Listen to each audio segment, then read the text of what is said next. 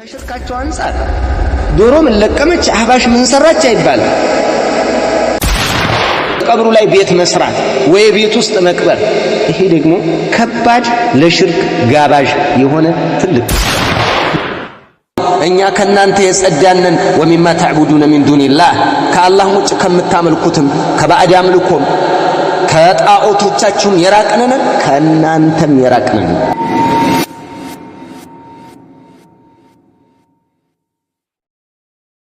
بسم الله الرحمن الرحيم إن الحمد لله نحمده ونستعينه ونستغفره ونعوذ بالله من شرور أنفسنا ومن سيئات أعمالنا من يهده الله فلا مضل له ومن يضلل فلا هدي له وأشهد أن لا إله إلا الله وحده لا شريك له وأشهد أن محمدًا عبده ورسوله الذي بلغ الرسالة وأدى الأمانة ونصح الأمة وجاهد في الله حق جهاده حتى أتاه اليقين من ربه وصلى الله عليه وعلى آله وأصحابه وسلم تسليما كثيرا.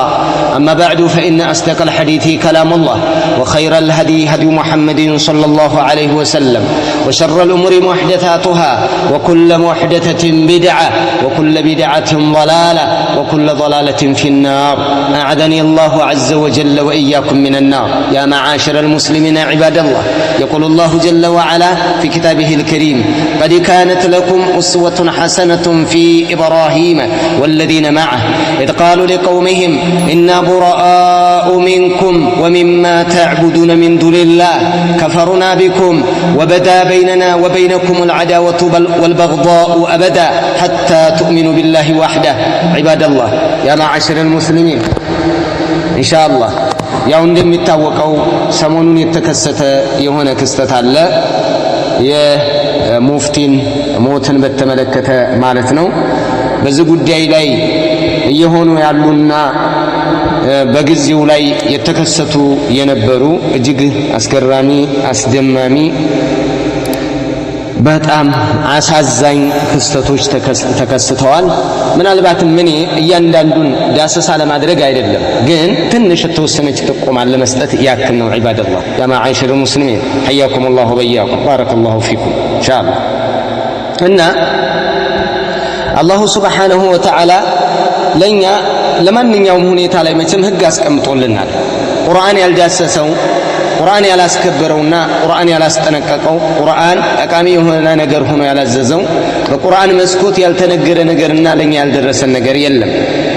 ቁርአን ህጋችን ነው። ቁርአን መተዳደሪያችን ነው። ቁርአን ከጌታችን ከአላህ Subhanahu Wa Ta'ala ጋር የሚያገናኘን ነው። የነቢዩን አለይሂ ሰላቱ ወሰላም ሐዲስ ማብራሪያውን የቁርአንን ማብራሪያ ተደግፈን ቁርአንን ይዘን ኢጅማዕ ሰለፍን ይዘን ወደፊት መገስገስ ሲኖርብን፣ ነገር ግን ብዙ አይነት ፖለቲካል ይዘት ያላቸው ክስተቶችን ስለተመለከትኩ ነው። ሞቱ የፖለቲካ ሞት እንበለው፣ ምናልባትም ሞት ነው። ሁሉ ነፍሲን ዛኢቀቱል መውት ነው። አላህ Subhanahu Wa Ta'ala ሁሉም ነፍስ ሞትን ቀማሽ ናት ባለው መልኩ የአላህ Subhanahu Wa Ta'ala ድንጋጌ ተፈጻሚነት ስላለው ተፈጽሟል። እና ሙፍቲው ያው ሞቱ በቃ ሞቱ።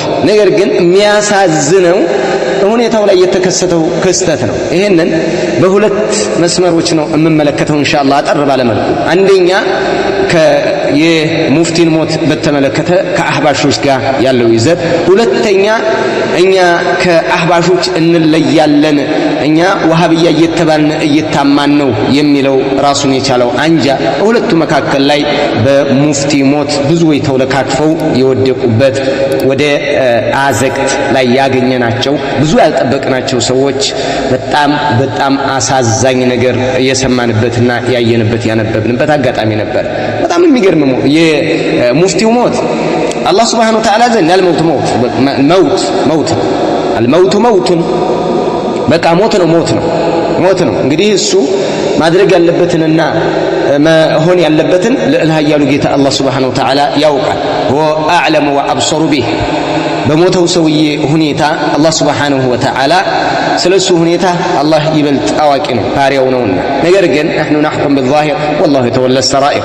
እኛ በግልጽ ነው እንድንተዳደርና ሰዎችን እንድንተዳደራቸው የታዘዝነው ግልጻዊ በሚያሳዩት ከነሱ ላይ በሚንጸባረቀው ማንነታቸው ነው። ውስጥ ላይ ስላለው ሁኔታ አያገባንም። አያገባንም። የሚያገባን ውጫዊ ገጻቸው ነው የምንመለከተው ማለት ነው። በዚህ ልክ ነው የምንሄደው። እኛ በዛሂር እንዴት ነበር ሰውየው ሲኖር የነበረው እዚህ ዱንያ ምድር ላይ በምን አይነት መልክ ነበር ነው። እና ፖለቲካ ጋር የተያያዘ ነው። ጡዘት የበዛበት በቃ ግነት የበዛበት የሽርክ አይነት የተሰራበት የተፈጸመበት ሙሽሪክ የበዛበት የተውሂድ ሰው ነኝ ያለ የሾቀበት የወረደበት ሽርክ ላይ ተካፋይ የሆነበት ክስተት ነበረ። በጣም አሳዛኝ ክስተት። ከአህባሾቹ አኳያ አንድ ነገር ስሙ። ከአህባሽ አኳያ አህባሾች የደረሰባቸው ምንድን ነው? የመድረክ ግርማ ሞገስ ወይንም ተደግፈው ወደ መጅሊስ ወይንም ደግሞ ወደ ስልጣን እንደ መሰላል ተጠቅመው ሲመጡበት የነበረው መሰላላቸው ወድቋል፣ አለቀ፣ ተገንድሷል። ከዚህ በኋላ ያሉት ብዙም ቀላል ናቸው።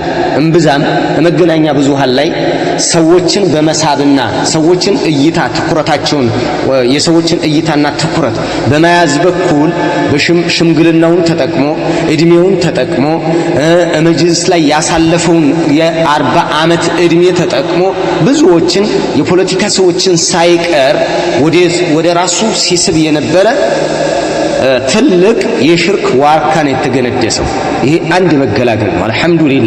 አልሐምዱሊላህ ልንደሰት ይገባል። ደስተኛ ነኝ በዚህ አልሐምዱሊላህ። አህባሽ ወገብ ዛላዋ የተሰበረበት ዋርካዋ የወደቀበት ፀሐይ ላይ ናት። አጭሩ ይሄ ነው ከአህባሽ አንፃር።